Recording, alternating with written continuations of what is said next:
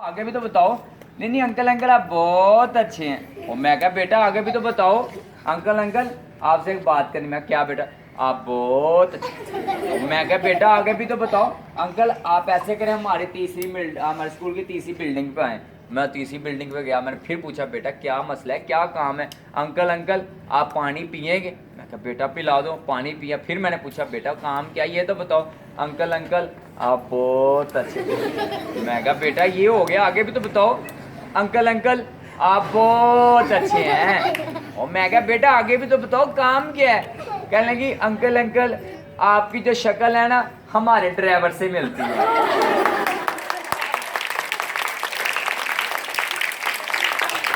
मैंने बोला मैं कहा बेटा आपको शर्म नहीं आती। कहने लगी अंकल अंकल सुबह आती है शाम को नहीं आती। आप भी ऐसे आपको सुबह आती शाम को नहीं आती। सुबह शाम ही आती है। अच्छा जी। अच्छा बच्चों अब आपको एक और बात सुनाने के इसका मैं नतीजा पूछूंगा लास्ट में ठीक है। ये उस टाइम की बात है जब मैं भी आपकी तरह कह दिया। ये उस टाइम की बात है जब मेरे पास खाने के लिए पीने के लिए पहनने के लिए कुछ भी नहीं था। ठीक है ये उस टाइम की बात है मेरे पास कोई काम भी नहीं था। मैं अपने एक दोस्त के पास चले गया। मैंने कहा यार मुझे काम चाहिए। कहना काम कर लोगे। मैं कहा जी कर लूंगा। कहने तुम लाहौर देखा जी लाहौर देखा है। अलमराल देखा है। अलमराल के सामने क्या है। मैं चिड़ियाघर चले जाओ नौकरी मिल जाएगी। मैं कहा चिड़ियाघर नौकरी। मैं दरवाजा लोग के अंदर गया। मैनेजर भाई अस्सलाम वालेकुम। वालेकुम सलाम। जी बेटा क्या चाहिए। मैं कहा सर जी मुझे नौकरी चाहिए। वो बड़ा खुश हुआ जैसे उसे मैं नौकरी लेने नहीं आया। वो इतना खुश हुआ। मैं कहा सर मुझे नौकरी चाहिए। और तुम नौकरी के लिए नहीं आए। मैं कहा जी सर। कहना बेटा तुम अंदर आओ। अंदर चले गए बैठ के। कह रहा बेटा पानी शानी पियोगे। मैं कहा सर जी पिला दे प्यास बड़ी लगी। उन्होंने कोल्ड ड्रिंक ला दी। मैंने पीने के बाद फिर मैंने पूछा सर नौकरी मिलेगी। कहने लगा बेटा नौकरी मिलेगी तुम टेंशन लो मैं बताता हूँ तुम्हें खाना पीना है तो वो बताओ। मैं कहा सर जी खाना भी खिला दें। खाना ला के दिया चरगा शरगा। मैंने खाने के बाद फिर पूछा सर जी मुझे नौकरी मिलेगी। कहता बेटा मैं जाता हूँ और आता हूँ फिर बताता हूँ। वो गया आधे घंटे बाद आया। फिर मैंने पूछा सर नौकरी मिलेगी। कहने लगा बेटा यही तो सोच रहा तुम्हें नौकरी दूँ या ना दूँ। मैं कहा जी सर क्या सोचा फिर। कहना बेटा नौकरी देने से पहले तुम्हें तो ये बताऊँ तुम्हारी तनख्वाह क्या होगी। मैं कहा जी बताएं। कहने का रोज़ का 1000 रुपये।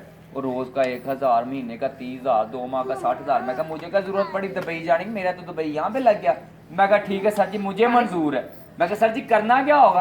कहने का बेटा करना कुछ नहीं है बांदर का मांस पहना है पिंजरे के अंदर बैठना है।